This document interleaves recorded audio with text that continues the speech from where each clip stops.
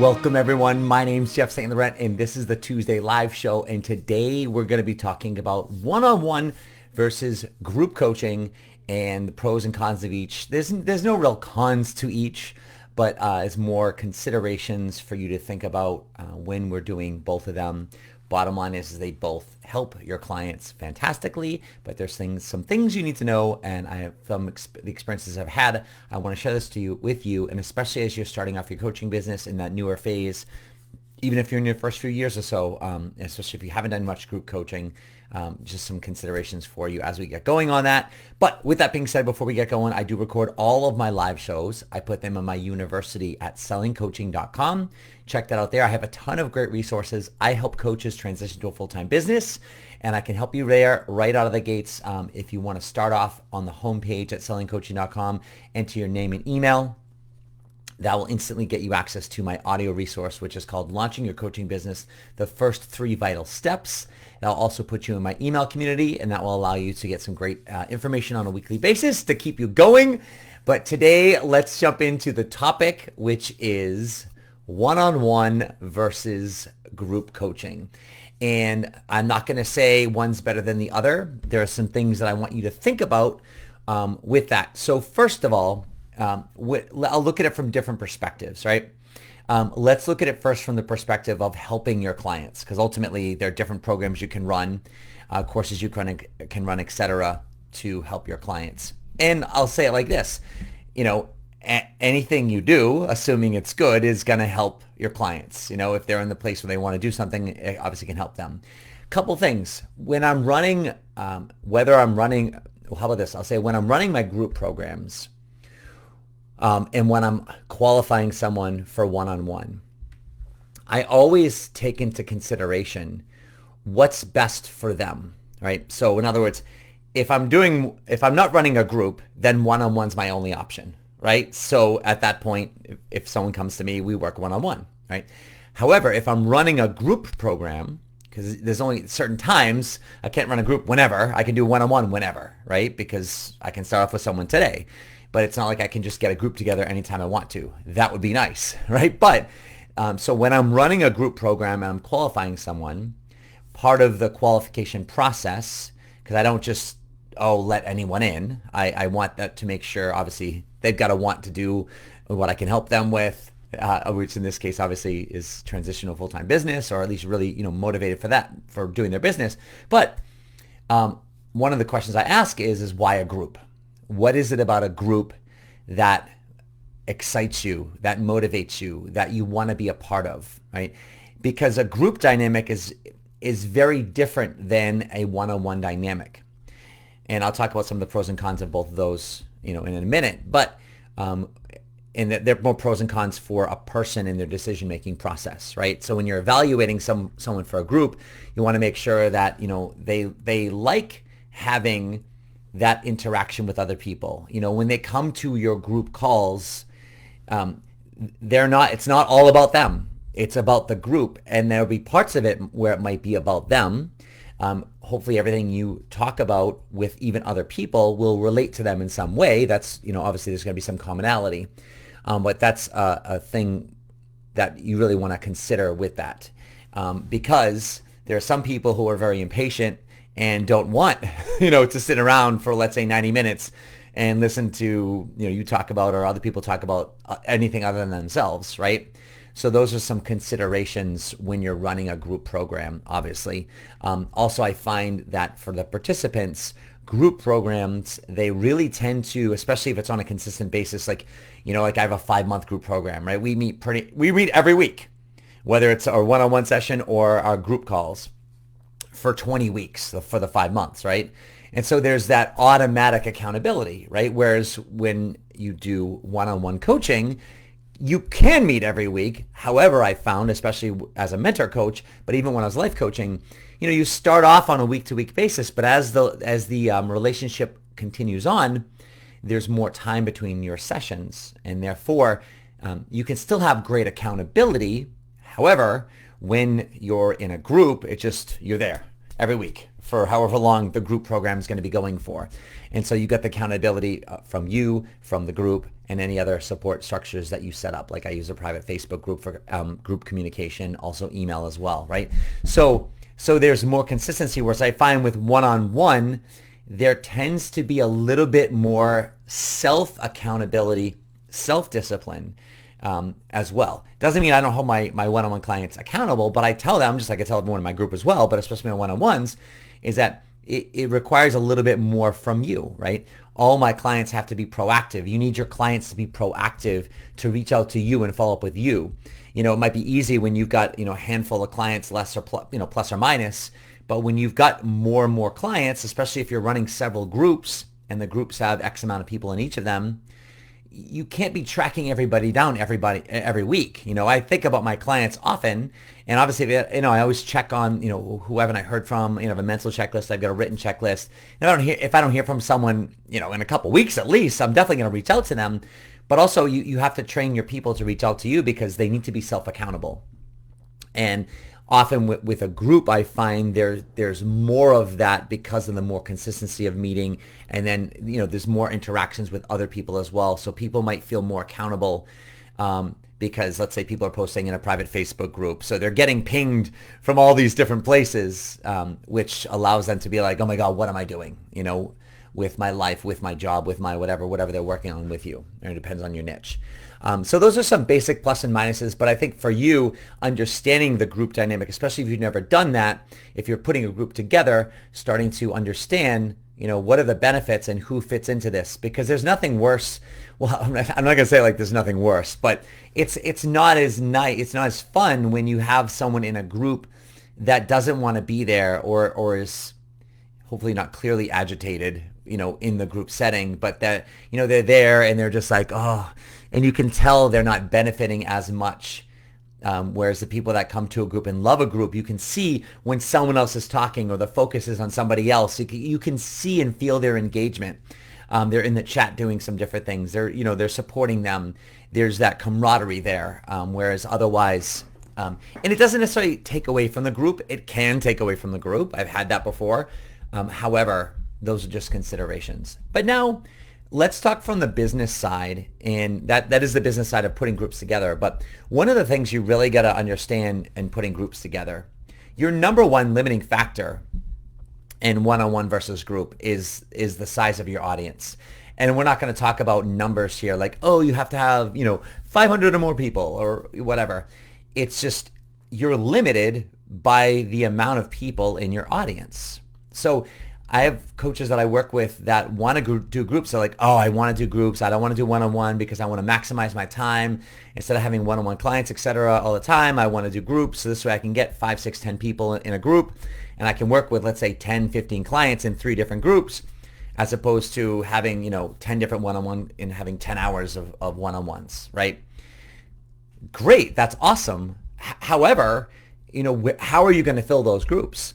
I would love to do more group programs, and I've been doing this a while, and as long as I've done it for, even now as a mentor coach, but even before when I was life coaching, etc., what limited my ability to do groups was the size of my audience, so the people that I have access to, right? Because even if you have a decent sized audience, you're not everyone, the timing isn't right for everybody, right? So there's people listening to this, watching this now, and I might say, hey, listen, I got a group program, which I do, and when we're gonna run the next one, or even if I'm running one right now, and there's only a small percentage of those people where the timing is going to be right for them to do something about it right now.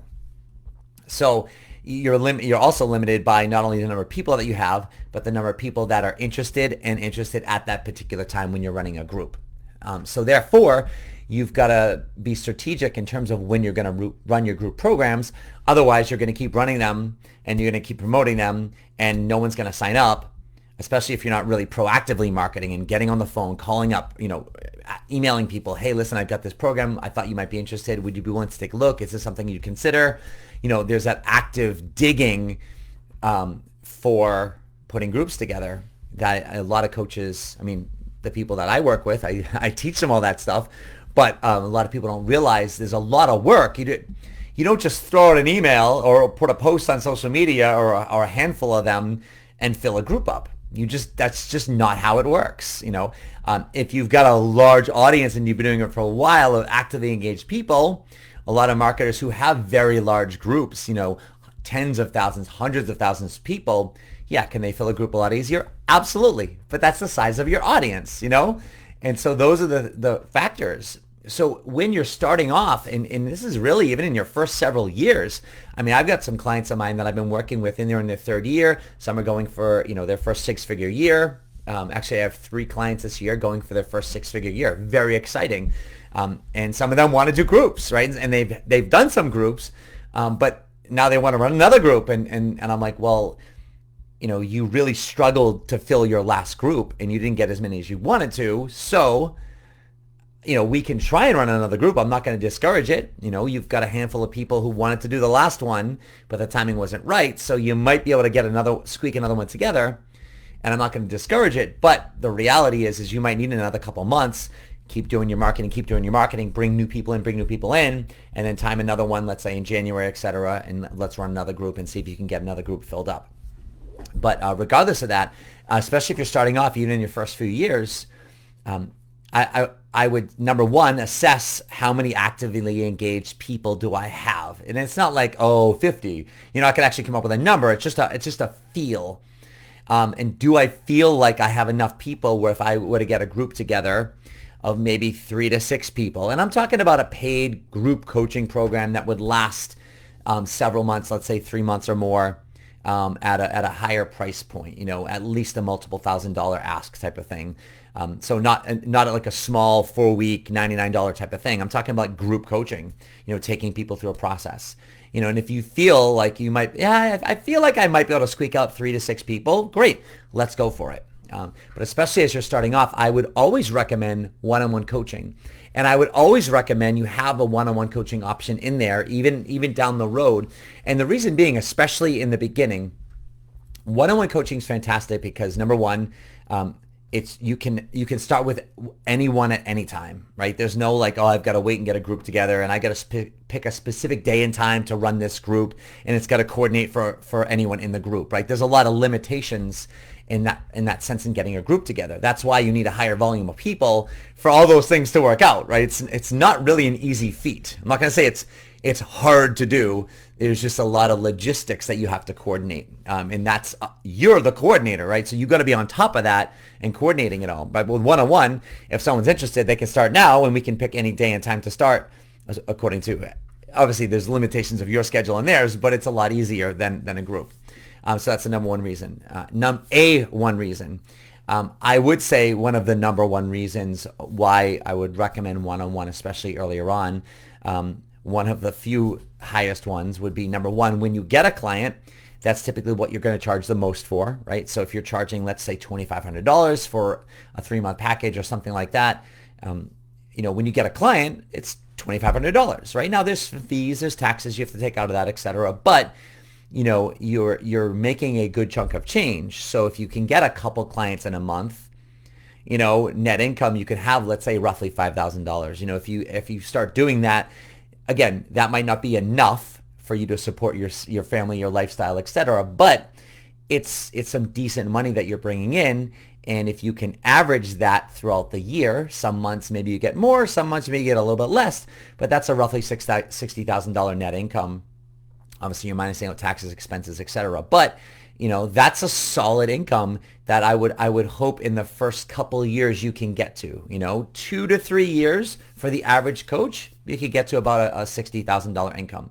Of course, it can happen a lot quicker than that. It could also take a lot longer than that, right? But for the clients of mine that have been doing the work, the first year they're 15, 25,000. Next year they're like 25, close to 50-ish. And so in that third year is when they start to either, get over that $60,000, $80,000 mark, or maybe they catapult forward to that 6-figure mark, right? And that's just an average of what I've seen. Don't let that dictate your schedule. Results will vary, right? But the point is that you can, with one-on-one, you can get, some consistent clients. And especially if you start to raise your rates as you feel more confident and become more of an expert in your space. And the expert is more in terms of how confident you feel. You can charge more for that, so you can create more income just from new clients and or renewals. Scheduling, like I said, is an important piece as well. And the other main advantage I feel to one-on-one right out of the gates is most likely that's all you might be able to have if I'm just talking one-on-one versus group. There's other things you can do to get paid, courses, things like that. But I'm talking one-on-one versus group coaching in this. The other real main advantage of one-on-one is you can get clients whenever, but because you can get clients and you don't have as many limitations in terms of schedules and groups, etc., or volume of people, is that you can really start to learn your audience because you're spending some good time with that one person and you can really start to understand. You can ask them questions, right? So you start to learn your audience in terms of what is this person going through where they hired me? What did they hear, see, or consume of my information leading up to and or as a result of my qualifying process of why they hired me, right? So you start to understand your demographic better. And it's not like you don't understand that with group coaching, right? But you just spend more time with that person and you're more apt to get more one-on-one clients right out of the gates. But if you're just constantly trying to fill a group and not being able to, then you don't get paid and you don't get to learn those people, right? So with a one-on-one, you really get to understand your market and you really get to understand, that one-on-one interaction. So you get to know them better and you get to understand your message through that, right? So when over the course of before I did selling coaching as a mentor coach, I had 10, 11 years as a life coach, if you will. And through that phase, I've kind of rebranded myself a couple times, and my message evolved over the decade, as you'd imagine it would. And every time I did that, I went to my clients, my present and past clients, to understand my message better. It wasn't me sitting there going, "Oh, what do I do? Who do I help?" It was more of me asking my clients, what do you see? How have I helped you? What do you see that I do? And I started to my language came from them. And that worked really well. And then what happens is as you start to have more one-on-one clients, then when you run a group, or if you decide to run a group, not only can you pull from just people in your audience that you're running a group, because again, a group might appeal to some that one-on-one would never appeal to. Also with a group, sometimes you could structure it differently. Like you say, I'm running a 5-month group program and here's the concept of it, here's the outcome of it, etc. Where sometimes with one-on-one, it's less brandable, it's more personalized in nature, if you will. But the other piece is that not only if you're going to run a group after you had a bunch of one-on-one clients, you could pull for your existing audience, but let's say you've done it for a year and you had 15 clients in the year. You could run a group and then maybe you could go back to the clients that you're not working with anymore. And you could say, "Hey, I'm running a group program. I know when we work together one-on-one, you got a lot of value from it. I thought this might be right up your alley. I wanted to see if you might take a look at this group to see if it's something you might want to join," right? So you might be able to grab, 2 or 3, former one-on-one clients for the group. Also, if you're running a group, and I've done this before as well, there are some one-on-one clients that you're currently working with that might benefit more from the group. Right, so I've worked with some one-on-one clients and we've gotten a certain way into our package, so to speak. And I was running a group and they inquired about it. Or I also felt like, maybe sometimes I had a one-on-one client and I'm like, they're doing well, but they need more accountability. I felt like after I got to know them better, they might benefit more from a group. And that's when I've approached some of my one-on-one clients. Let's say I'm running a group next week and I have 2 one-on-one clients that are kind of floundering a little bit. I might go to them and say, "Listen, I love doing our one-on-one work together. I have a suggestion for you. I've noticed that this has been happening. I'm running a group starting next week, and I'm wondering if it might be something you'd be open to, in transition from our one-on-one work over to this group. I feel it might, and I would tell them why. And then if they're interested and they want to move forward with that, and several of my clients have, I would just take the price of the group program. Let's just say the price of the group program is $2,000 and they paid $3,000 to coach me one-on-one, and they've used X amount of sessions, they might have a credit or they might, have, to transition over to the group program, they only have to pay an extra $500, from what and they have a credit for what they use unused coaching one-on-one sessions, right? So it transfers over, right? But if they're going to benefit more than one-on-one, that might be a transition for them as well, right? So there's ways you can fill group programs like that if it's appropriate. and the strategies of getting there. But the great part is at least you get a better idea of kind of one-on-one versus group. Like I said, it's really going to benefit the person. You've got to determine that with the person as you're talking to them. And the only time you're going to really disseminate between the two, one-on-one or group, is when you're running a group program, because now you have the option, right? If you're doing one-on-one and someone wants to do a group, you could try and run a group, but if you're not running it, then one-on-one's the only option, right? So it can help if you put people in the right spot, but more importantly, you've got the limitation to the group is having the right amount of people. And so the ways of doing it, like I said, is really to be able to get us to a spot where you're growing your audience. And that's the biggest thing. You've got to be motivated to market yourself, because the biggest limitation you'll always have to getting one-on-one clients, group clients, or any other things you're going to sell in terms of a book, a course, a seminar you do, any paid programs, short or long, priced high or low, is going to be the amount of people that you have exposure to. And so I feel what I've seen is as coaches, we're never short on what we want to do with our clients in terms of, how we're going to help them in any one of those formats. It's more a matter of how do I do the marketing to get out there and expose myself to those people. So focus on that for multiple years. In the process, you're going to get your one-on-one clients, and you can run different programs along the way, see how they start selling, so to speak. But make sure you focus on your marketing to stay in front of those people. With that being said, hopefully this is helpful for you. I do have a group program. I'm probably going to run the next one as we start the new year. But with that being said, if you want to learn more about that, right down in the description of this event, there's a link down there that you can click that, enter your name and email, and that will bring you to the registration page. That will also put you in the priority pre-registration to be first to be notified when I'm running another group.